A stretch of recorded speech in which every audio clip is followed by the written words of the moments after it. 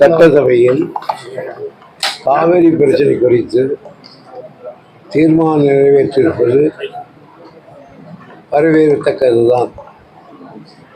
ஆனால் இதுமுறை பல முறை இப்படிப்பட்ட தீர்மானங்கள் நிறைவேற்றப்பட்டிருக்க. இந்த தீர்மானத்துக்கு ஏற்றுக்கொண்டு கர்நாடக அரசு பணிந்து விடாது. அவர்களுக்கு நமக்கும் எவ்வளவு பேசினாலும் அவர்கள் மேகதாதை கட்ட வேண்டும் என்றுதான் பேசுவார்கள். நான் கிருஷ்ணா கொண்டு எல்லா சீஃப் மினிஸ்டரோடும் 6-7 சீஃப் மினிஸ்டரோடு பேசியிருக்கிறேன்.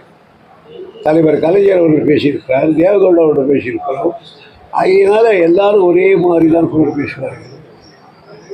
ஆனால் அதை கட்டினால் இப்பொழுது வருகிற தண்ணீர் கூட வராது. அதனால அவங்க நமக்கு நோமேன் தண்ணி, அதாவது அவங்க டேமில் தண்ணி குடிச்சிச்சுன்னா கீழே காத்தல, அது நோமேன் ஏரியா, அதில் வர தண்ணி தான் நமக்கு வந்துட்டு இருக்குது. இவங்க திருப்திகரமாக எப்போ திறப்பாங்கன்னு கேட்டால் அவங்களுக்கு வெள்ளம் வந்ததாக தடுப்பாங்க. ஆகையினால நான் தான் சொன்னேன், ஒரு வரவேற்றதுக்காக வரவேற்கிறேன். ஆனால் அது மட்டும் போதாது. தமிழகமே ஒட்டுமொத்தமாக எதிர்க்கிறது என்பதற்கு சர்வகட்சி கூட்டத்தை கூட்ட வேண்டும் என்று சொன்னேன். எந்த கூட்டம் கூட்டினாலும், எந்த சட்டமன்றத்தில் தீர்மானம் நிறைவேற்றினாலும் இதனுடைய முடிவுகளை அறிவிக்க உரிமை உச்சநீதிமன்றத்துக்கு தான் உண்டு. ஆகியனாலே அவர் கூட சுப்ரீம் கோர்ட்டில் இதெல்லாம் தள்ளி போட்டுட்டார் என்று சொல்லியிருக்கிறார். எனக்கு அதெல்லாம் உடன்பாடு இல்லை.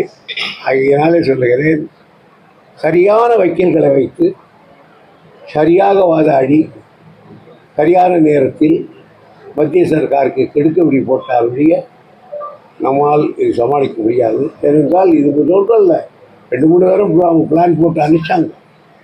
சென்ட்ரல் வார்டு கமிஷனுக்கு அனுப்பிச்சாங்க, சென்ட்ரல் வார்டு கமிஷன் வேறு அனுப்பிச்சாங்க. அது ஏற்றுக்கலை, சென்ட்ரல் பொல்யூஷன் கண்ட்ரோல் ஏற்றுக்கலை தான்.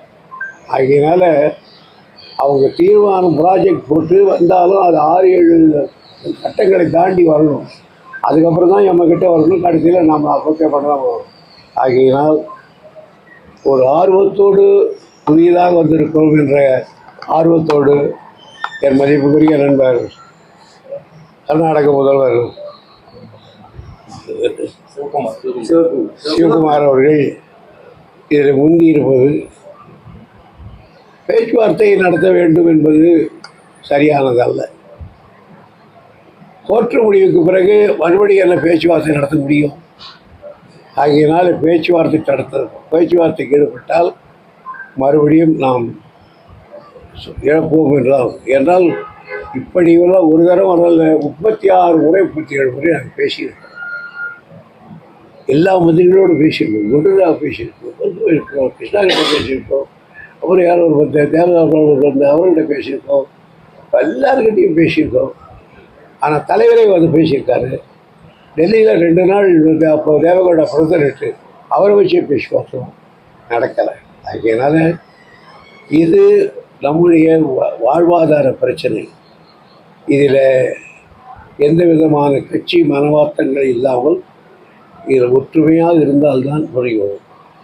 அதனால்தான் நான் சொன்னேன், ஒன்று கர்நாடகத்தில் எதிர்கட்சிகள் அவர்கள் ஒருவர் மோதிக்கொள்வதில்லை. இங்கே தான் ஒருவர் நீ செய்யலை நான் செய்யலை பேசிக்கிட்டு இருக்கோம். ஆனால் இதையெல்லாம் ஒட்டுமொத்தமாக தமிழகத்தை எதிர்க்க வேண்டும். அது செய்வார்கள் என்று கருதுகிறேன். என்னை பொறுத்த வரையில் இதை இந்த முதல் ட்ரிபுனலுக்கு போயிருந்து எல்லாத்தையும் படிப்படியாக தெரியலை. ஆகையினால் இது என்னோடு ரத்தத்தோடு கலந்திருக்கிற ஒரு சப்ஜெக்ட். அதனால் எனக்கு இன்றைக்கி ஒரு தீர்மானம் நிறைவேற்றிருக்கோம். மகிழ்ச்சி அடையலாம், தப்பில்லை. என்ன ஸ்டாண்ட் எடுக்கலாம்னு நினைக்கிறீங்க சார் தமிழ்நாடு அரசு? புதிய சொன்னது என்ன உதாரணம்? அனைத்து கட்சி கூட்டத்தை இவங்க கூட்டணுமா சார்? அனைத்து கட்சி கூட்டத்தை இவங்க கூட்டணும். அப்போ தான் அதுக்கு ஒரு இது இருக்கும்.